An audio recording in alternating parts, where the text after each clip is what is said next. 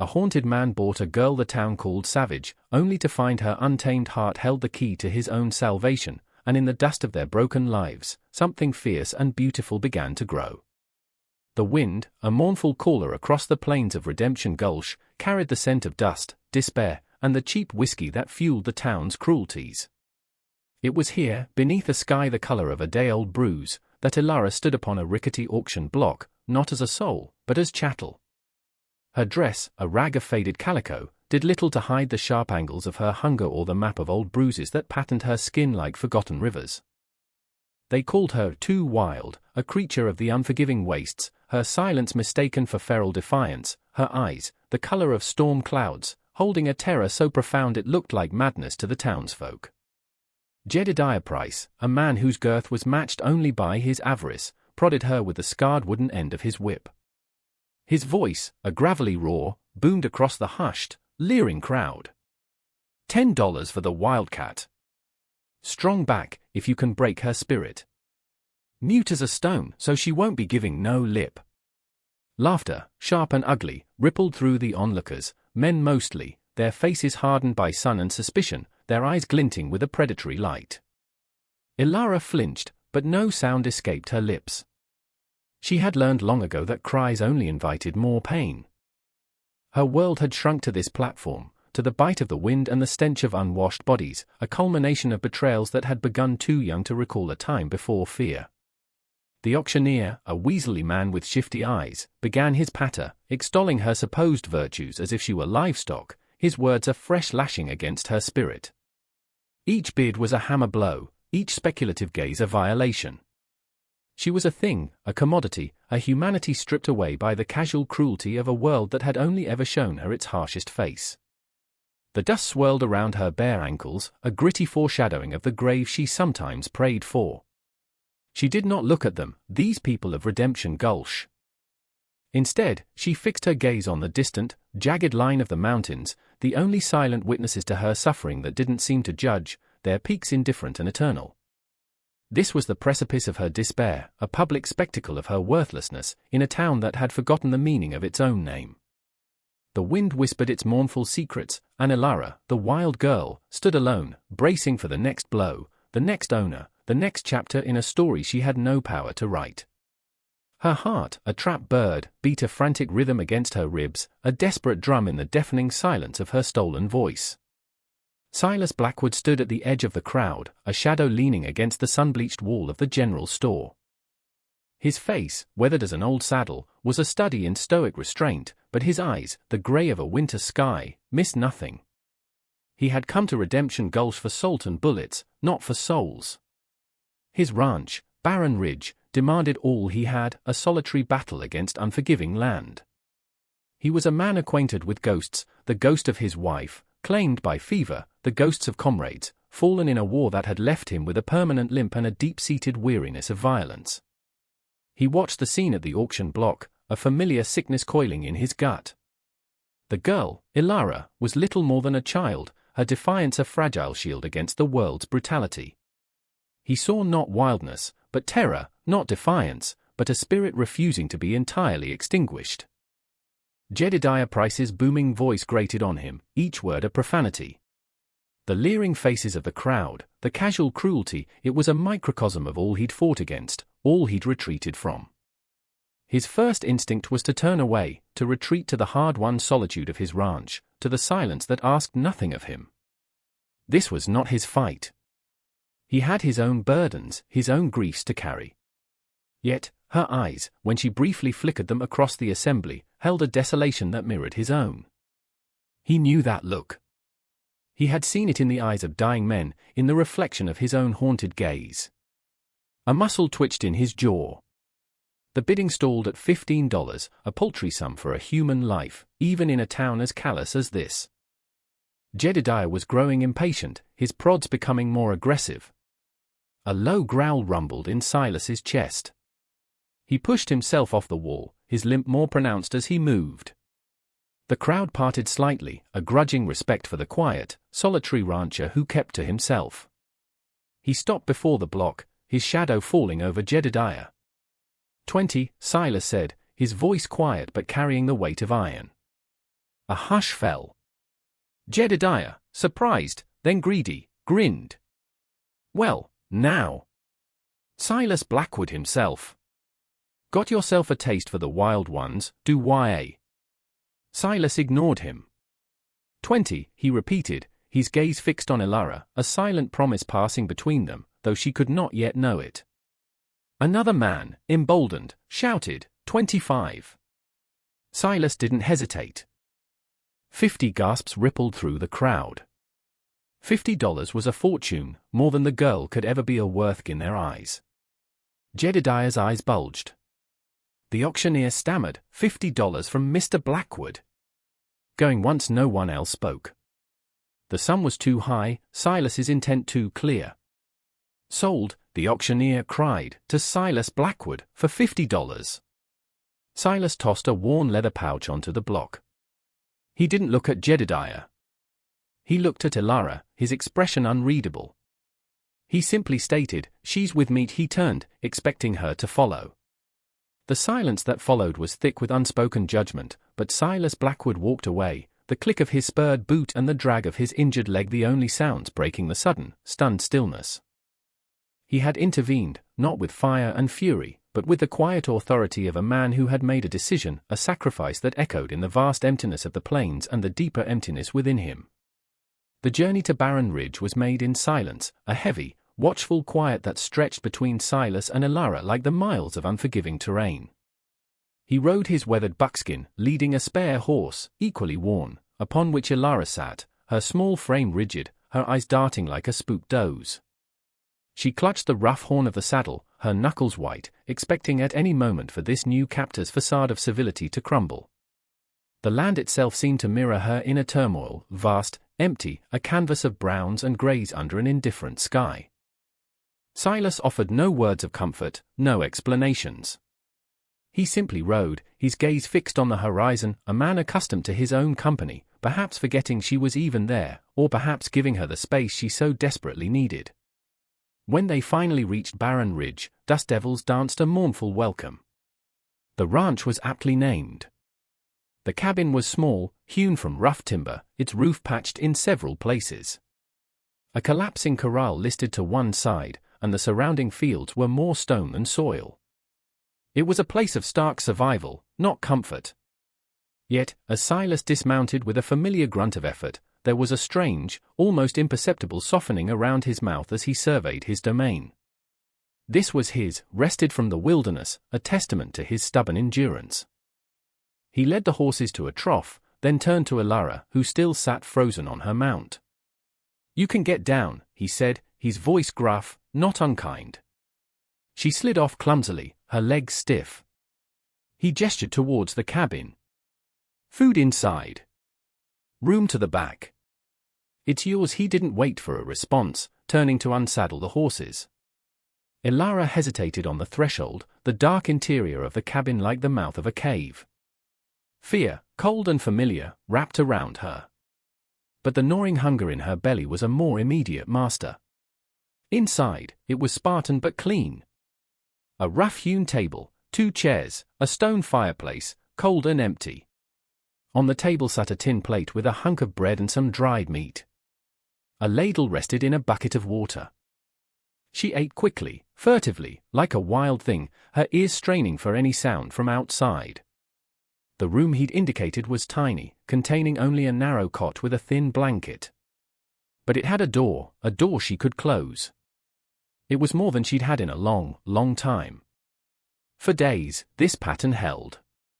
Silas rose before dawn, worked until dusk, his movements economical, his silence profound. He left food for her, never speaking of her keep, never demanding anything. Elara, initially paralyzed by distrust, began to move. She swept the cabin floor with a worn broom she found. She mended a tear in one of his coarse work shirts, her stitches neat and tiny. She found a neglected patch of ground near the cabin, choked with weeds, and with her bare hands, began to clear it, feeling the earth, cool and yielding, beneath her fingers. It was a language she understood. Silas watched her from a distance, his expression unreadable. He noted the way she moved, with a quiet grace that belied the harshness of her life. he saw her share a crust of her bread with a scrawny coyote that had become bold enough to venture near the cabin, its fear warring with its hunger. He said nothing, but the next day, an extra piece of jerky appeared on her plate. The rhythm of Barren Ridge settled into a fragile cadence, marked by unspoken gestures and the slow turning of the seasons. Ilara, no longer expecting the blow to fall, began to breathe a little easier, though her silence remained a fortress around her. She worked tirelessly, from the first pale light of dawn until the stars pricked the vast, dark canvas of the night sky. She scrubbed the floors until the old wood gleamed faintly, mended Silas's worn clothing with meticulous care, and coaxed life from the stubborn patch of earth she had claimed as her own. Tiny green shoots began to push through the soil, a defiant splash of color against the monochrome landscape. Silas, in turn, continued his quiet provisions. He left a pair of sturdy, worn boots by her door, too large but infinitely better than her bare feet. He fashioned a small, smooth wooden ladle for her to use at the water bucket, its handle fitting more comfortably in her small hand than the heavy iron one. One evening, she found a single, vibrant desert wildflower, its purple petals like velvet, tucked into a crack in the cabin wall near her sleeping cot. It was a small thing, easily overlooked, but to Ilara, it was a universe of unspoken kindness. She pressed it between the pages of a tattered almanac she'd found discarded in a corner, a fragile treasure. Her fear of him began to recede, replaced by a wary curiosity. She watched him as he worked, his movement strong and sure despite his limp. She saw the way he gentled the nervous bay gelding, his voice low and soothing, his hands firm but kind. She noticed the lines of pain etched around his eyes when he thought no one was looking, the deep well of sorrow that seemed to live within him. He was a man of wounds, both visible and hidden, much like herself. One blustery afternoon, while mending a section of the rickety corral fence, a task Silas had been putting off, Ilara's skirt snagged on a nail. She tugged, and the fabric ripped with a harsh sound. Frustration, a rare show of emotion, tightened her lips. Later that day, Silas returned from his work on the range. He said nothing, but the next morning, a piece of soft, blue calico fabric, enough for a new skirt or several patches, lay folded neatly on the table beside her usual breakfast. Tied around it was a piece of faded blue ribbon, the same ribbon she had once found, a poignant echo of a life before Barren Ridge. Her hands trembled as she picked it up. This silent offering, this understanding of her small, unspoken needs, chipped away another stone from the wall around her heart. She didn't speak, she couldn't yet find the words, but when Silas entered the cabin for his own meal, she met his gaze for a fleeting second, a flicker of something akin to gratitude in her stormy eyes before she looked away. The trust between them was not built with words, but with the silent language of shared space, of mutual respect for the invisible burdens each carried. The ranch itself, once so barren, began to show tiny signs of her presence, a softening around the edges, much like the thawing of its stoic owner's guarded heart. Weeks bled into months, the harsh sun of summer giving way to the crisp bite of autumn. The routine of Barren Ridge was punctuated by the lonely howl of the wind and the crackle of the evening fire Silas built in the stone hearth. It was by this fire, with the shadows dancing on the rough-hewn walls, that the silence between them finally began to fray, not in a sudden tear, but in a slow, careful unraveling. One evening, the air was particularly cold, the wind outside a keening lament.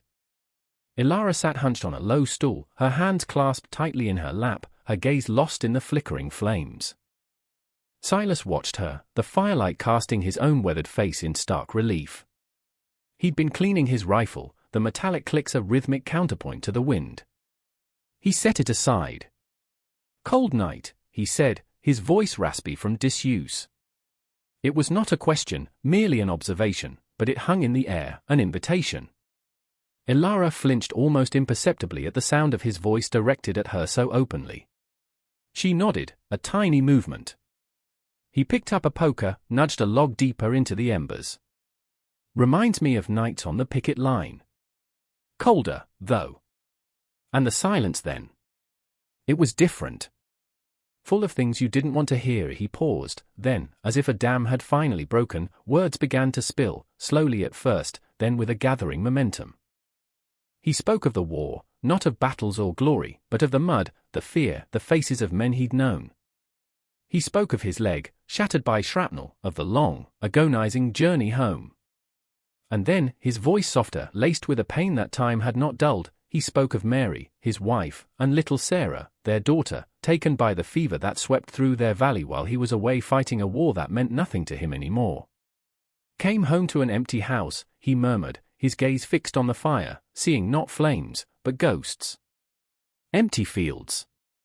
Just silence. Elara listened, her earlier tension slowly ebbing away.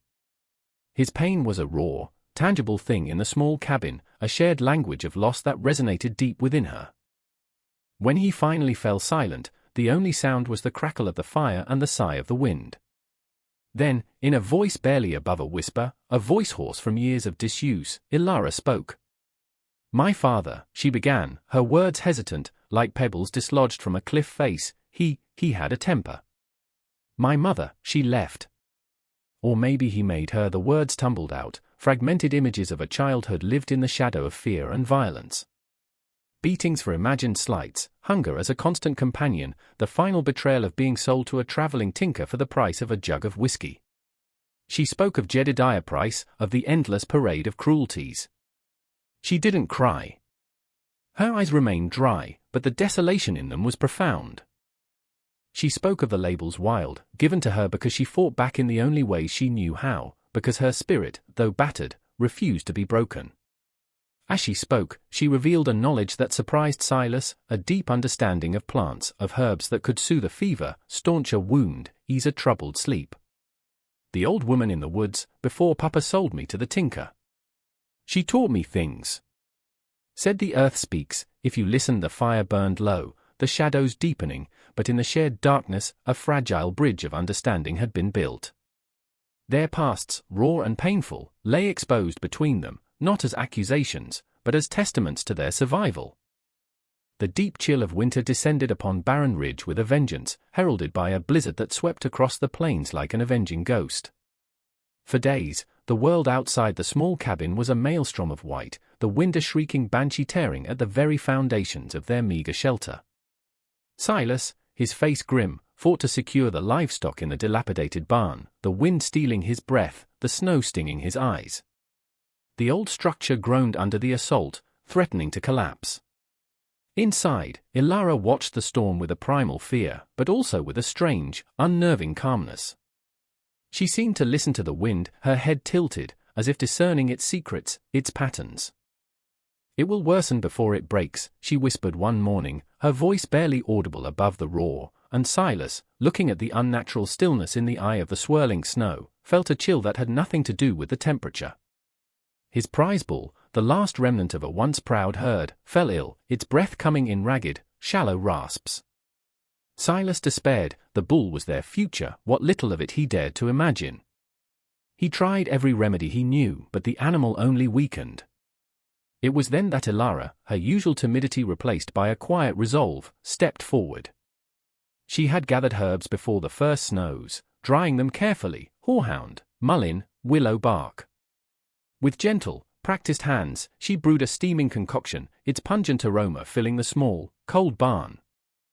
She coaxed the bull to drink, her voice a low murmur, a strange, soothing chant that seemed to calm its distress. For 2 days and nights, she barely left its side, tending to it with a devotion that astonished Silas. While checking the roof of the barn during a brief lull, a rotten beam, heavy with snow, gave way. Silas cried out as it struck his already injured leg, sending him sprawling into the icy drifts. Pain, white-hot and blinding, shot through him. He managed to drag himself back to the cabin, his face pale, his teeth gritted against the agony. Elara found him there, slumped against the door. Without a word, she sprang into action. Her fear was gone, replaced by an astonishing competence. She helped him to his cot, her small frame surprisingly strong. Her touch, as she cut away his trouser leg, was firm yet gentle. The wound was ugly, the old injury re-aggravated, the skin broken and bleeding.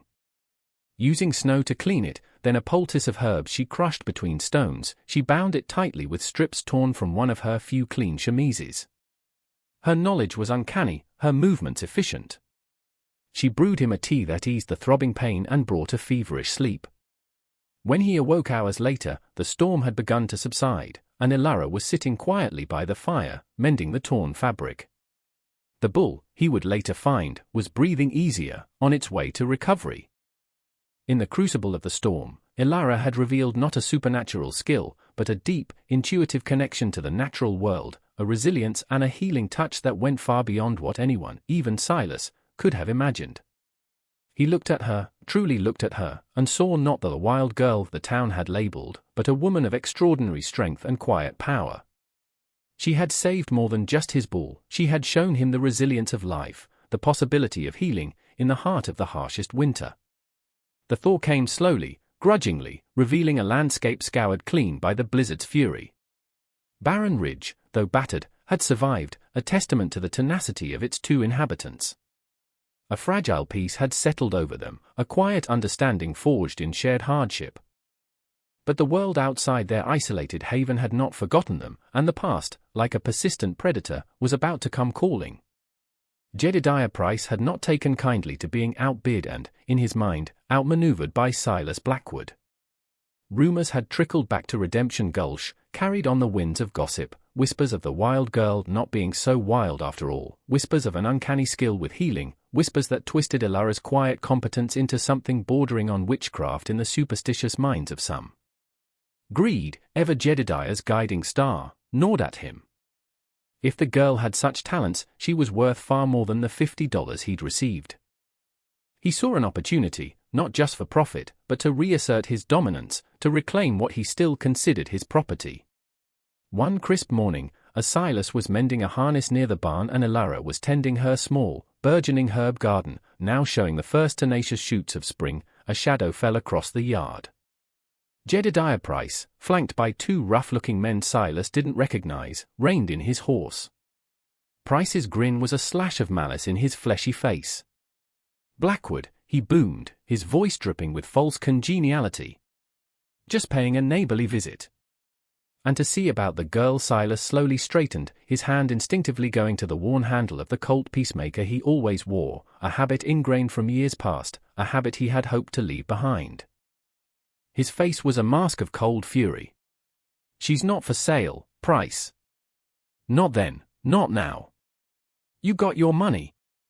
Be on your way." Jedediah chuckled, a low, unpleasant sound. "Oh, I think there's been a misunderstanding. See, I heard she's got talents. Healing, they say. Seems to me her value has appreciated. Or perhaps," his eyes narrowed, "you're harboring a runaway, someone who rightfully belongs elsewhere." One of his thugs spat a stream of tobacco juice into the dirt, his hand resting on the butt of his pistol. Ilara, who had frozen at the sight of Price, slowly rose. There was no fear in her eyes now, only a cold, hard defiance that mirrored Silas's own. She stood her ground, a silent sentinel by her precious plants. Silas felt a familiar battle rage within him.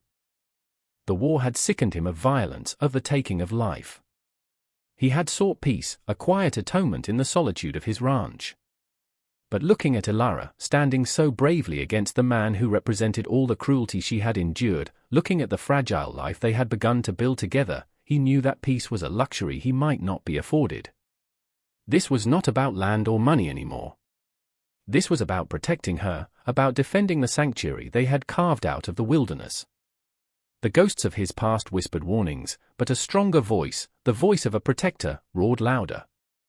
He would not let them take her. He would not let them destroy this. The air crackled with unspoken violence. Jedediah Price's smirk widened, mistaking Silas's internal struggle for weakness. "Now, Blackwood, don't be difficult. Just hand her over, and we can all forget this unpleasantness. Maybe a little extra for your trouble, eh?" He nudged his horse forward, one of his men beginning to circle towards Ilara. Silas's voice, when it came, was dangerously low, the quiet rumble before a storm. "Take one more step towards her, Price, and it'll be your last." His hand hadn't moved from his Colt, but his stance shifted, his body coiled like a spring, the limp momentarily forgotten in the surge of adrenaline. The soldier in him, long dormant, was stirring. Jedediah's bravado faltered slightly at the icy certainty in Silas's tone, but greed and arrogance were powerful spurs. "You and what army, cripple?" he sneered, gesturing to his two companions. "There's three of us." Just as the larger of Price's men lunged towards Elara, she let out a sharp, piercing whistle, a sound that cut through the tension like a knife. From behind the barn, a blur of fur and fury erupted. The scrawny coyote she had befriended, now grown sleek and fiercely protective, launched itself at the man's leg, sinking its teeth deep. The man howled, stumbling back, surprise and pain contorting his face. In that instant of distraction, Silas moved. He wasn't the fastest draw, not anymore, but his movements were deliberate, economical. His Colt cleared leather, not aimed to kill, but with deadly intent. A shot roared, and the pistol was blasted from the second thug's hand, sending it spinning into the dust. The man yelped, clutching his stinging fingers. Price, his face now a mask of disbelief and dawning fear, reached for his own weapon. "Don't," Silas commanded, his voice like chipped flint. His gun was now leveled squarely at Price's chest. The coyote, having released its hold, stood snarling at Elara's feet, a wild guardian. Elara herself hadn't flinched. She held a small, sharp gardening trowel, not as a weapon, but as a symbol of her refusal to be uprooted again. Her eyes, fixed on Price, were devoid of fear, filled instead with a righteous anger. The standoff hung in the balance.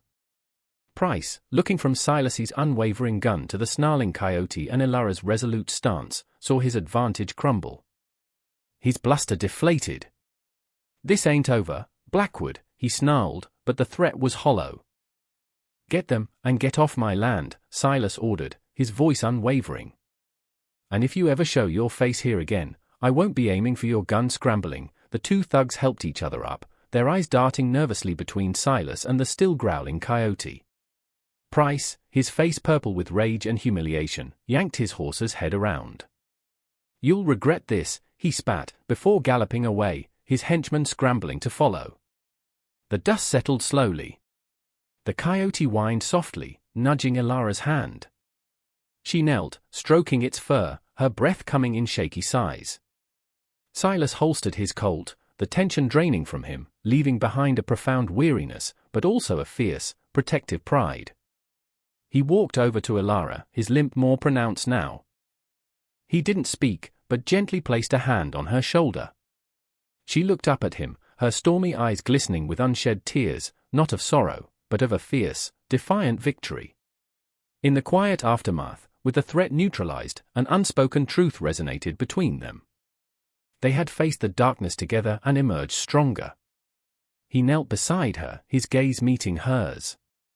From his pocket, he drew a small, smooth river stone, worn and grey, a stone he had carried since his boyhood, through war and loss, a piece of his old life. He pressed it into her palm, closing her fingers around it. "This ain't a deed of sale, Elara," he said, his voice rough with emotion. "It's a choice. My choice. This is your home. If you'll have it." Her fingers tightened around the stone, its coolness a grounding presence.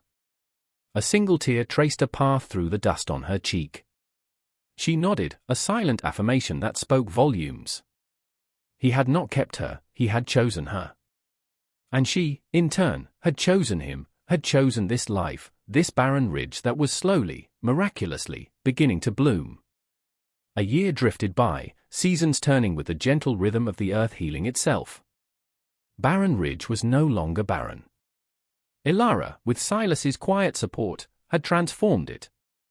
Her herb garden flourished, a vibrant tapestry of greens and subtle colors, its scents mingling with the sweet aroma of wildflowers she had painstakingly cultivated along the once dusty path to the cabin. The rickety corral stood strong, mended and reinforced. The cabin itself, though still humble, had a sense of warmth, of being lived in and loved. Small, bright curtains, sewn from remnants of the blue calico, framed the windows. A braided rug, woven by Elara's patient hands, lay before the hearth. They had renamed it, not with a formal sign, but in their hearts and in the quiet way they spoke of it, Haven Springs Ranch. For that is what it had become, a haven, a place where two wounded souls had found solace and the space to heal. Ilara was no longer the silent, fearful girl from Redemption Gulch. Color had returned to her cheeks, a quiet confidence to her bearing. Her voice, once trapped by trauma, now flowed more easily, sometimes soft and hesitant, other times firm with the knowledge she possessed of the land and its creatures. She still moved with a gentle grace, but now there was a purpose in her step, a sense of belonging. The wildness the town had feared was, in truth, an untamed spirit, a fierce resilience that had, in the safety of Haven Springs, blossomed into a profound kindness and wisdom. Silas, too, was a changed man. The deep lines of sorrow around his eyes had softened. His limp was still there, a constant reminder of his past, but it no longer seemed to define him. He smiled more, a slow, rare unfolding that lit his weathered face. He found joy in the simple routines of the ranch, in Ilara's quiet presence, in the shared labor that was building not just a life, but a future. The community of Redemption Gulch, once so quick to judge and condemn, had slowly, grudgingly, begun to change its perception. Stories of Ilara's healing touch had spread, not as whispers of witchcraft, but as tales of genuine skill and compassion.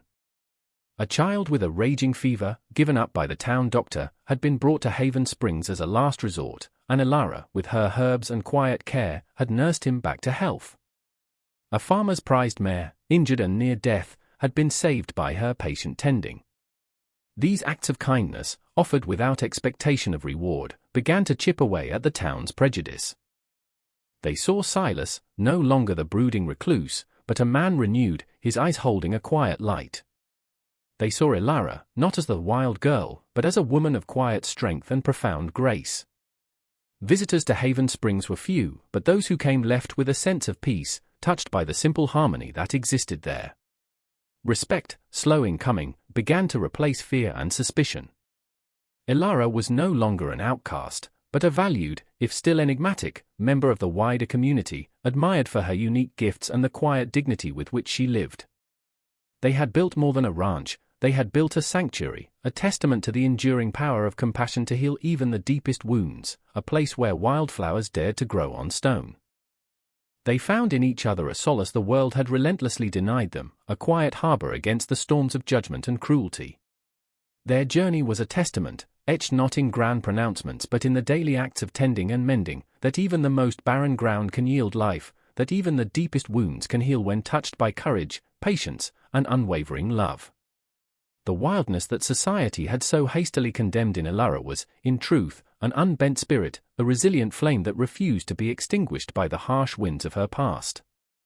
It was this very spirit that kindled a new light in Silas, thawing the frozen grief that had held him captive for so long. His silence, once a fortress of sorrow, found its voice in her presence, a voice that learned to speak of hope, of shared tomorrows. The story of Silas and Ilara is more than just a tale of the Old West, it is a timeless echo of the human heart's capacity for redemption, a reminder that true strength often lies not in conquering, but in connecting, not in breaking, but in building. It whispers that salvation can be found in the most unexpected of places, in the eyes of another soul who sees beyond the labels, beyond the scars, to the precious, untamed beauty within. They chose each other, not in spite of their broken pieces, but because of them, recognizing that these fragments, when brought together with tenderness, could create something whole and profoundly beautiful. If their journey from public despair to private salvation, from the dust of humiliation to the bloom of Haven Springs, has resonated with you, if you believe in the quiet miracle of second chances and the enduring power of the human spirit to find and create sanctuary, then we invite you to become a part of our community. Let their story be a beacon.